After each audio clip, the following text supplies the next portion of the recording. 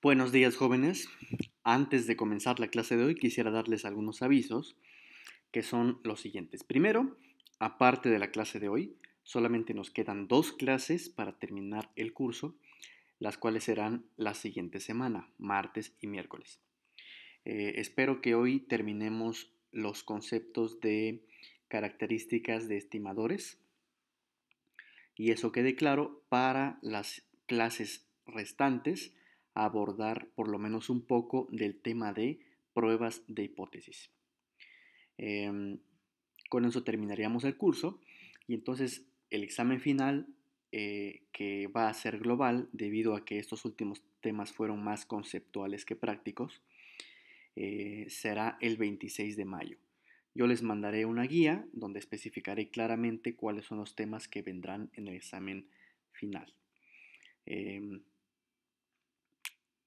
Estaré al pendiente de cualquiera de sus dudas para prepararse para su examen y también el último aviso es que necesito que vayan avanzando con sus proyectos.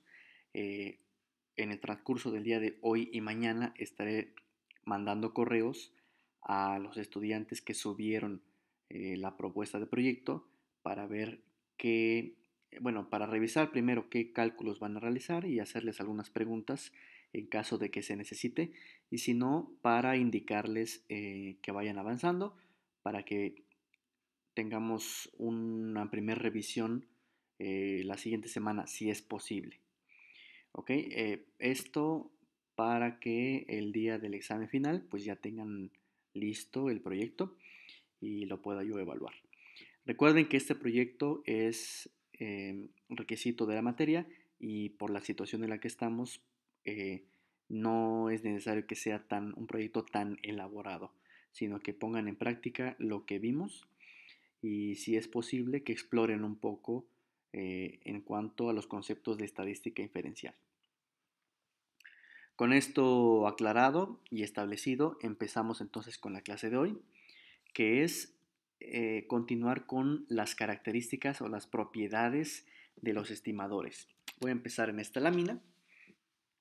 Nosotros vimos ayer la primer propiedad de los estimadores que se llama el sesgo, y lo que decíamos es que puede ser que tengas varios estimadores para un mismo parámetro. ¿Y cómo eliges cuál de los estimadores? Aquel que su sesgo sea cero. ¿Qué quiere decir eso? Que su valor esperado, eh, tomando como medida la distribución del parámetro, la distribución de la estimación, perdón, tiene que coincidir con el valor real del parámetro. Todo esto es más que nada conceptual a este nivel. Pero bueno, es necesario conocerlo y conocer las siguientes propiedades que voy a mencionar. Ahora, la propiedad nueva que veremos hoy es lo que llamamos varianza de un estimador puntual. ¿Eso qué quiere decir? Bueno, supongamos que tus posibles estimadores son insesgados de por sí. Entonces, si tienes más de un posible estimador insesgado, ¿cuál de ellos eliges? Aquí dije que eliges el que tenga sesgo cero, pero aquí supongamos que tienes dos que tienen sesgo cero, que son estimadores de un cierto parámetro. Lo que hacemos es tomar el estimador que tenga una menor varianza. ¿Eso qué significa? Pues nuevamente estamos hablando de una especie de distancia entre el valor del estimador, o sea, entre la estimación, y el valor real del parámetro. Quisiéramos que esa distancia sea la mínima posible. Eso lo podemos medir con la varianza. Entonces, si tienes dos estimadores distintos, insesgados de un mismo parámetro, tendrías que tomar aquel con la menor varianza. Esto nos aseguraría tener una estimación suficientemente cercana al valor real del parámetro de mi distribución. De esto no vamos a hablar mucho, simplemente voy a establecer un teorema que dice lo siguiente: supongamos que tenemos n variables aleatorias que representan una muestra aleatoria de tamaño n. Esta muestra se tomó de una distribución normal con media mu y varianza sigma cuadrada. Entonces, la media muestral x, que es el promedio, o sea, la suma de estas cantidades entre n, es el estimador para la media mu de la población que tiene la varianza mínima. O sea, este teorema lo que nos dice es una especie de regla que cumple este principio de varianza mínima. Si tu muestra tiene distribución normal, automáticamente el promedio de esta muestra, perdón, si tu población tiene una distribución normal, automáticamente el promedio de la muestra es el mejor estimador, tomando en cuenta tanto el sesgo como la varianza mínima.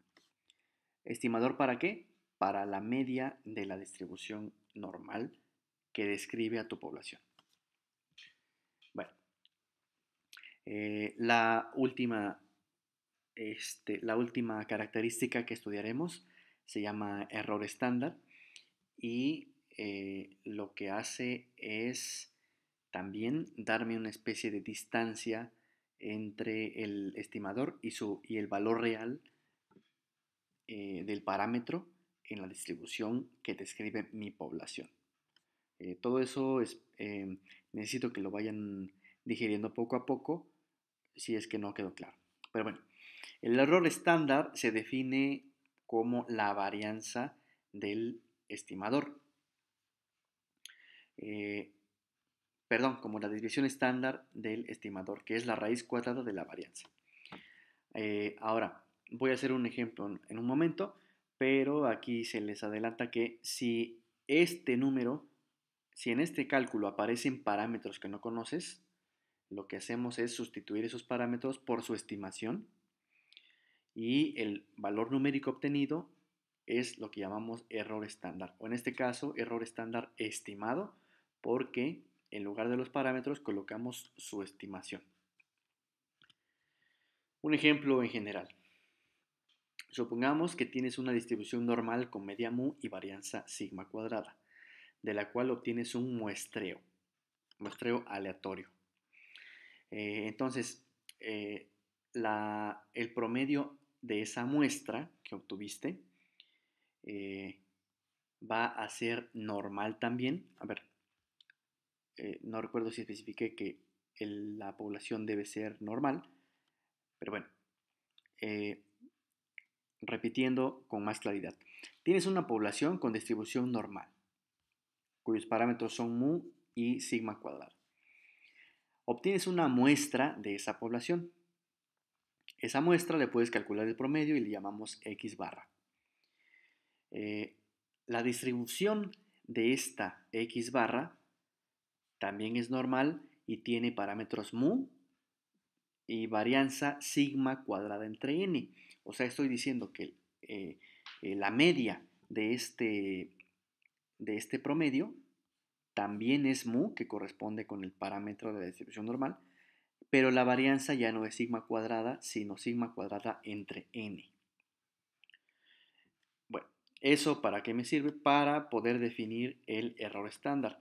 El error estándar va a ser la raíz cuadrada de la varianza.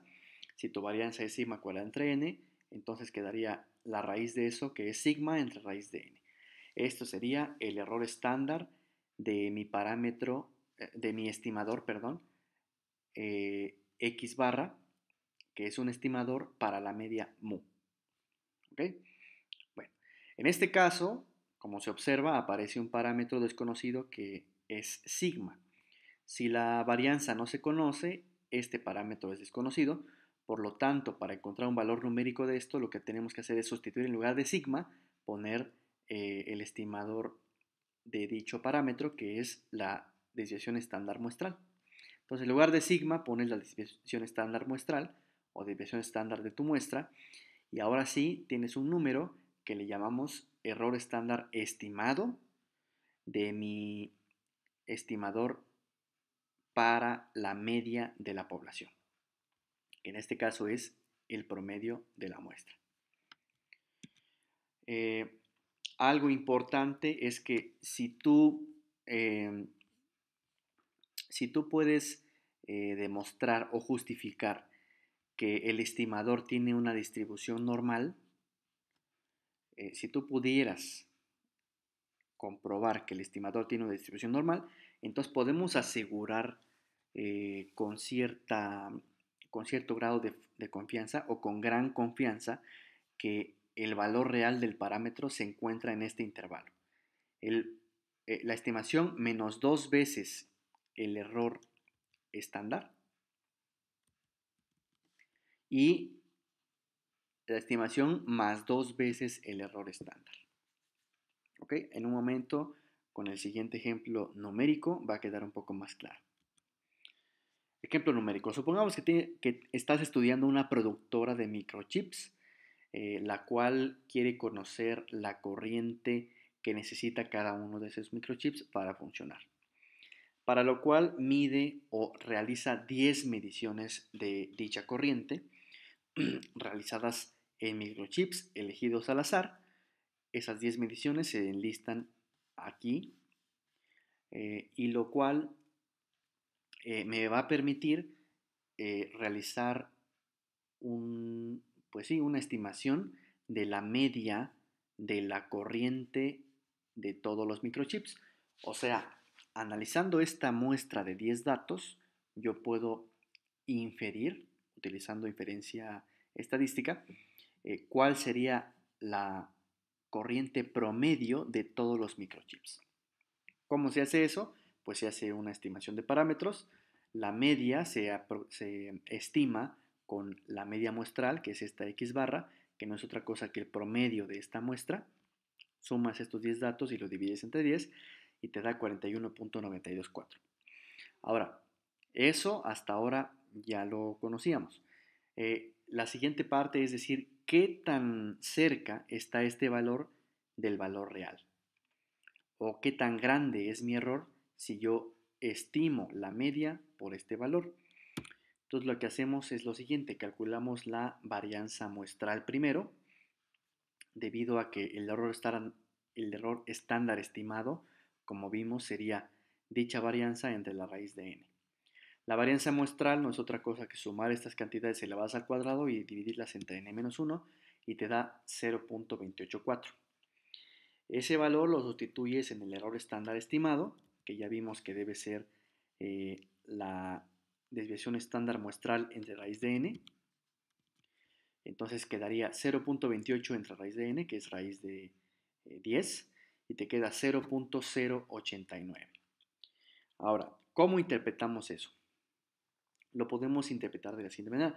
Si pudiéramos argumentar de manera convincente que la corriente eléctrica que medimos de estos microchips tiene una distribución normal, entonces podríamos asegurar prácticamente con probabilidad 1 que, eh, que la media de la corriente eléctrica se encuentra en un intervalo que consiste en el estimador menos 2 veces el error estándar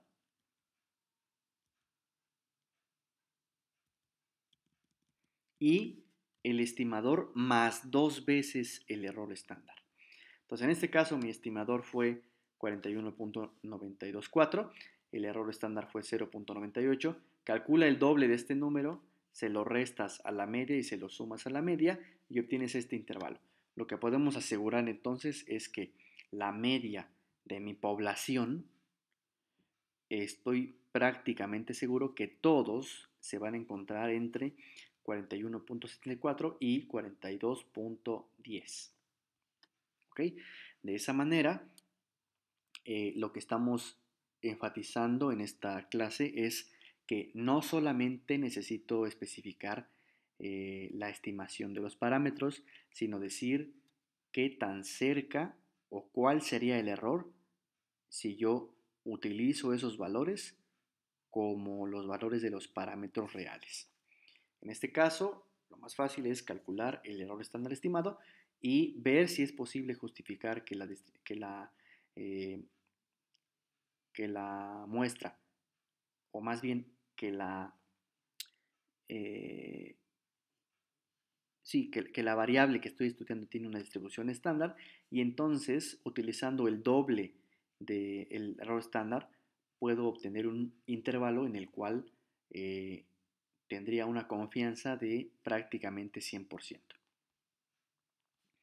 Si la distribución no fuera normal, aquí tendrías que poner cualquier entero de del error estándar estimado, pero eso ya depende de cada muestra. Puede ser que aquí pongas el estimador menos 3 veces sigma y el estimador más 3 veces sigma, o el estimador menos 4 veces sigma, coma, estimador más 4 veces sigma, etcétera. Eso ya dependería de qué tan lejano está tu fenómeno de ser un fenómeno con distribución normal estándar o con distribución normal en general. ¿Ok? Bueno, con esto terminamos la clase de hoy. Como les dije, voy a enviarles algunos correos a los estudiantes que subieron las especificaciones de su proyecto y espero que estén al pendiente para ir avanzando poco a poco y terminemos de la mejor manera este semestre. Cualquier duda, estoy en WhatsApp. Solamente les dejo unas preguntas, máximo dos, para tomar en cuenta su asistencia y nos vemos el martes con más temas de inferencia estadística. Reciban un cordial saludo.